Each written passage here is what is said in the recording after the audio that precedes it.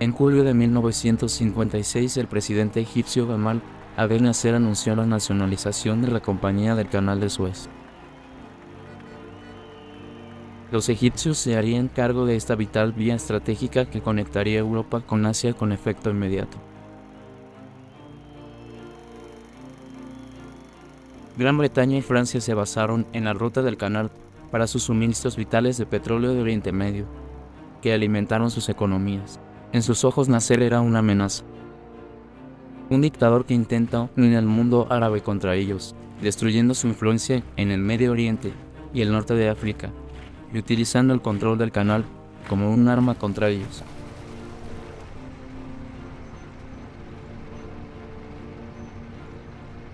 Secretamente, Gran Bretaña y Francia acordaron forzar un cambio de régimen en Egipto, una intervención militar conjunta para deponer a Nasser y reafirmar su posición como potencias globales.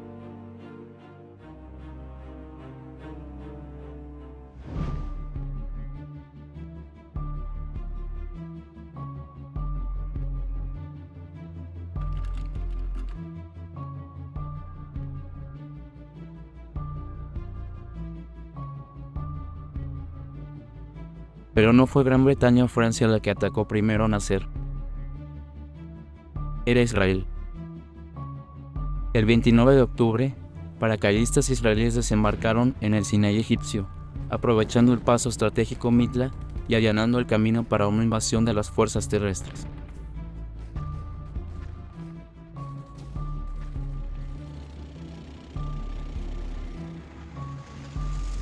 En la ONU, Israel insistió en que estaba actuando en defensa propia contra los ataques de los combatientes palestinos conocidos como Fedayeen, que operan desde bases en Gaza y Sinai.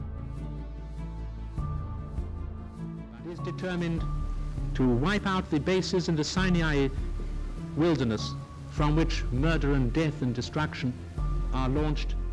Pero no había bases Fedayeen en Sinai. Gran Bretaña y Francia, alegando estar actuando en nombre de la comunidad internacional, emitieron un ultimátum a ambas partes: deje de luchar dentro de las 12 horas y retire todas las fuerzas a 10 millas del canal de Suez, o intervendrían para hacer cumplir el cumplimiento. A Egipto se le dijo efectivamente que abandonara el Sinaí, el canal. Israel aceptó los términos, Nasser se negó.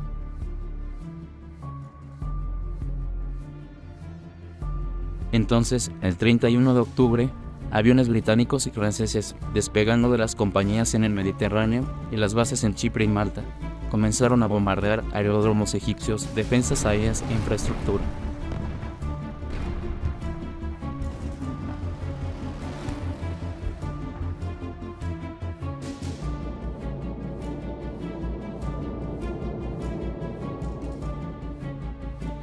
Pero no todo era lo que parecía. El primer ministro israelí, David Ben-Gurion, había estado considerando un ataque a Egipto durante muchos meses. Moshe Dayan, el comandante Aoquis de las Fuerzas Armadas de Israel, lo alentó. Nasser, como todos los líderes de los estados árabes, no veía al nuevo estado judío como legítimo. Ahora recibiendo armas modernas de Checoslovaquia, fue visto como una amenaza potencial para la supervivencia de Israel. También estaban decididos a poner fin al bloqueo de Egipto del estrecho de Tirán, que impidió el acceso de Israel al Rojo y limitó las oportunidades de comercio.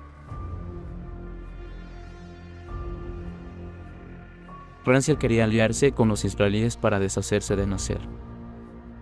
Pero el primer ministro británico, señor Anthony Eden, estaba ansioso por ser visto como el agresor. Así que a los franceses se les ocurrió una idea. En Sèvres, cerca de París, representantes de Gran Bretaña, Francia e Israel se reunieron en secreto para planear una guerra. Israel invadiría Egipto, permitiendo a Gran Bretaña y Francia, haciéndose pasar por pacificadores, emitir un ultimátum que sabían que solo Israel aceptaría. Luego, afirmando estar actuando para salvaguardar el canal, invadirían Egipto y derrocarían a Nasser. Sin embargo, no tenían un plan real de qué hacer una vez que él se había ido. Tomaría años para que emergieran los detalles completos de esta conspiración.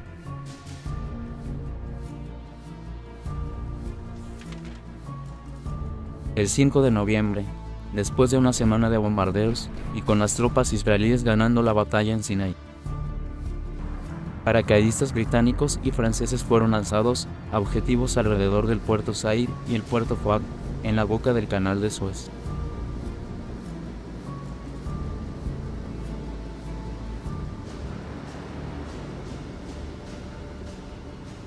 Una vez en tierra, se apoderaron rápidamente de los aeródromos egipcios y de la infraestructura clave.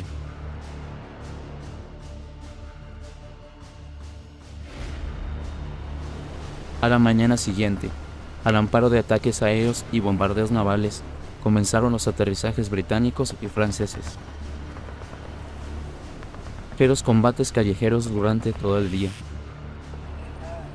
Pero los egipcios fueron derrotados masivamente y resultó ser una competencia de un solo lado. Alrededor de 600 soldados y policías egipcios murieron. Muertes británicas y francesas totalizaron solo 26. Los civiles egipcios más sufrieron, hasta 1000 personas perdieron la vida, y muchos más quedaron sin hogar por ataques aéreos y bombardeos. Al final del día, los británicos y los franceses tenían el control.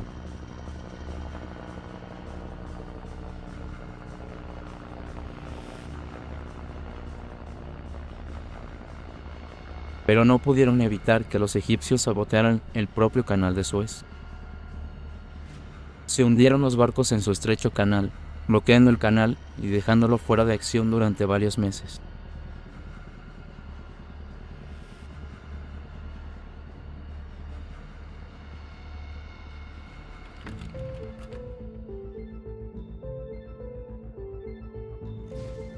No fue difícil ver que los británicos, franceses e israelíes trabajaban juntos, y en las Naciones Unidas, la opinión mundial se volvió rápidamente contra ellos. Por una vez, los Estados Unidos y la Unión Soviética se unieron en condena. Un primer ministro soviético animado, Nikita Khrushchev, incluso amenazó con lanzar cohetes contra París y Londres. El presidente Eisenhower pensó que la invasión no tenía una justificación moral o legal, y estaba furioso con su aliado británico por ir detrás de él. The British and French governments delivered a 12-hour ultimatum to Israel and Egypt, now followed up by armed attack against Egypt. The United States was not consulted in any way about any phase of these actions, nor were we informed of them in advance. As it is the manifest right of any of these nations to take such decisions and actions, it is likewise our right, if our judgment so dictates, for we do not accept the use of force as a wise or proper instrument for the settlement of international disputes. Eisenhower quería que la atención internacional se centrara en Hungría, donde las tropas soviéticas estaban, en ese momento, aplastando brutalmente un levantamiento popular.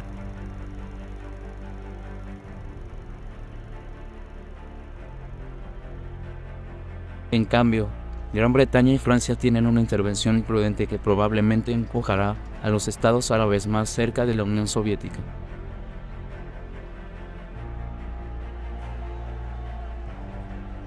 En el Consejo de Seguridad de la ONU, Gran Bretaña y Francia usaron su veto para bloquear las resoluciones que criticaban el ataque de Israel a Egipto o su propia intervención.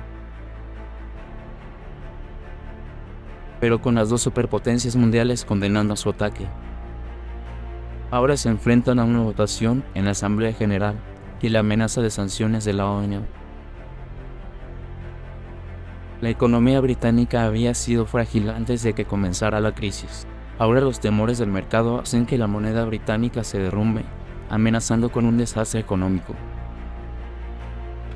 Solo un préstamo masivo del Fondo Monetario Internacional podría salvar a Gran Bretaña, pero Eisenhower bloqueó cualquier ayuda del FMI y hasta que Gran Bretaña aceptara un alto el fuego sin reservas en Egipto. Eden enfrentaba una reciente oposición en el extranjero, En su país y desde dentro de su propio gobierno tenía pocas opciones. Apenas 2 días después de que las tropas británicas desembarcaran en Egipto, anunciaron un alto al fuego. Los franceses, abandonados por su aliado, no tuvieron más remedio que seguir su ejemplo. En cuestión de días, la primera gran operación de mantenimiento de la paz de la ONU comenzó, cuando las tropas danesas de la ONU llegaron a Egipto para tomar el control de los británicos y franceses.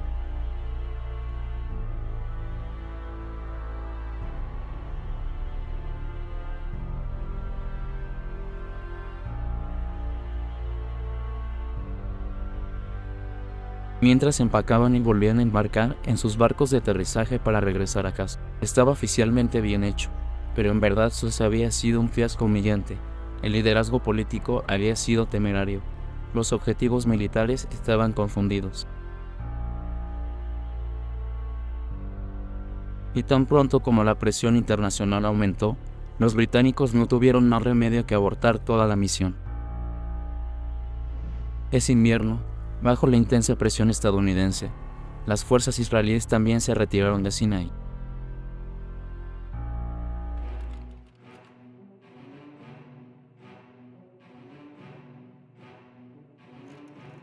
La crisis de Suez obligó a Gran Bretaña y Francia a aceptar que ahora eran potencias de segundo rango. Ya no podrían actuar como lo deseaban en el escenario mundial sin considerar primero la opinión de los Estados Unidos. La lección tomada por los británicos: nunca más poner en peligro su llamada relación especial con Estados Unidos.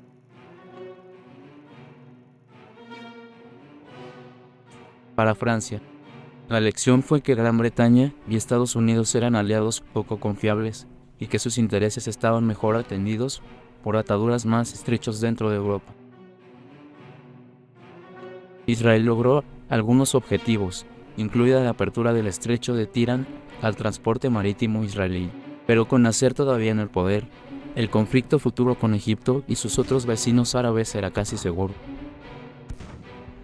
La guerra del Sinaí demostró ser un precursor de la mucho más decisiva guerra de los 6 días que se libró una década más tarde. Se arruinó la carrera y la salud del primer ministro británico, señor Anthony Eden. Renunció, pero no sin antes mentir al Parlamento sobre su conocimiento del acuerdo secreto con Israel. My period of office. I wish my successor all good fortune. And Godspeed to you all. Goodbye. Thank you very much.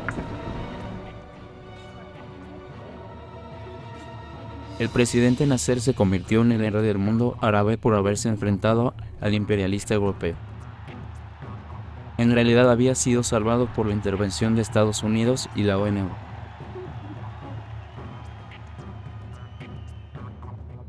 Pero sus reformas modernizadoras, la defensa de la causa árabe y la oposición a la intervención extranjera significan que su memoria aún es venerada por los árabes en todo el Medio Oriente. El impacto de la crisis de Suez en América fue quizás de mayor alcance. El colapso del prestigio británico y francés entre las naciones árabes significó que Estados Unidos ahora tomaría la iniciativa para contrarrestar la expansión soviética en el Medio Oriente y asegurar los suministros de petróleo del oeste. La crisis de Suez aceleraría la participación de los Estados Unidos en esta región volátil. Las consecuencias se extenderían hasta bien entrado el siglo XXI.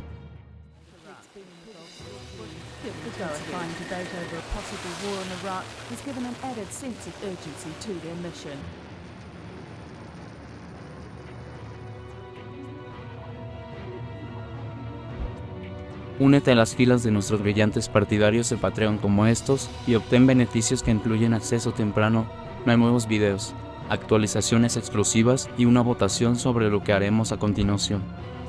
Cualquier contribución es de gran ayuda y asegura que Epic History TV pueda continuar haciendo videos de historia. Gracias por ver.